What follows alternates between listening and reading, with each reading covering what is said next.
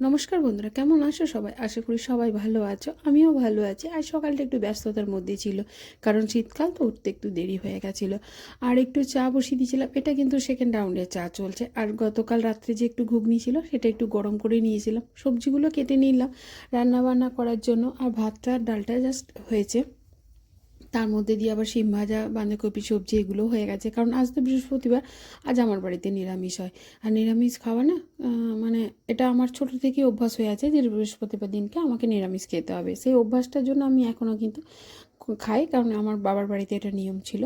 আর এই সবজিগুলো দিয়ে একটা ডাল করব ভাবছিলাম, তো সবজিগুলো না একটু অন্যদিকে মন ছিল, তাই একটু সবজিগুলো পুড়ে গেছে। সে যাই হোক, বাড়ির লোককে একটু বকে তোকে খাইয়ে দেবো, ও কোনো ব্যাপার না। বলবো যে এভাবেই হয়, তাড়াহুড়ো করলে এভাবে হয়ে যায়, কিছু করার নেই।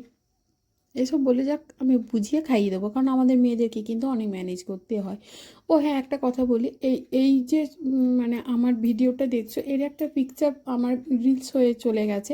এটা না আমার এবি টেস্টটা অন হয়ে গেছিলো, তো সেই জন্য রিলসগুলো ভালো করে আসছিল না। তো সেটা ঠিক করার জন্য, ওটা চেক করার জন্য ছেড়ে দেওয়া হয়েছিল। যেহেতু ছেড়ে দেওয়া হয়েছিল, কিছুজন কমেন্টসও করেছে তোমরা ভালোবেসে আমাকে, তাই আমি আর ডিলিট করলাম না। যে ওরা যখন আমাকে ভালোবেসে কমেন্ট করেছে, তখন আমার ওভাবেই থাক, কিছু তো করার নেই বলো। তোমরা ভালোবেসে কমেন্ট করবে আর সেটাকে ডিলিট করে দেবো, সেটা কি আমার হয় বলো? কারণ অনেকটা মূল্যবান সময় দিয়ে তোমরা যে কদিনই আমাকে মেসেজ করো, কমেন্ট করো, তারপর বিভিন্ন রকম রিয়্যাক্ট দাও, এতে আমার এতটাই ভালো লাগে বা পজিটিভ এনার্জি আসে যে রোজ আমি সকাল সকাল উঠে যাই এই কাজগুলো করতে। মনে হয় যে আমার বন্ধুরা তো আমার পোস্টের জন্য অপেক্ষা করবে, আমি দেবো। আর তোমাদেরও পোস্টে যেতে আমার খুব ভালো লাগে।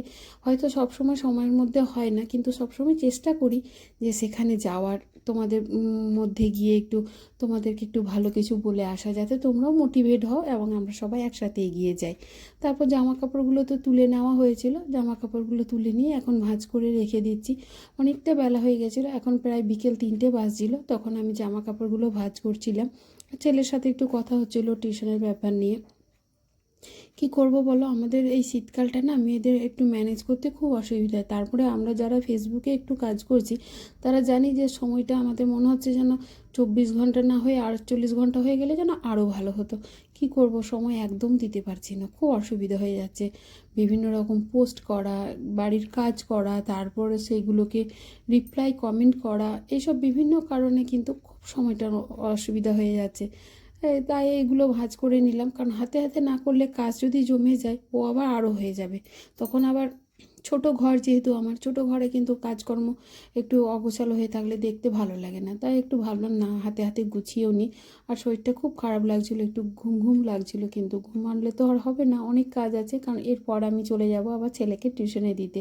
ওর টিউশন আছে, ওকে এখন একা একা ছাড়ি না, কারণ সামনেই ওর এক্সাম আছে। তাই ওকে আমি দিয়ে আসি, আবার নিয়েও আসি। ও বলছিল তাই যে মা আমি আজকে একাই চলে যাব, কিন্তু আমি সেটা ছাড়ি না, আমার ভালো লাগে না, মনে হয় যে না, একা একা সামনে যেহেতু এক্সাম আছে।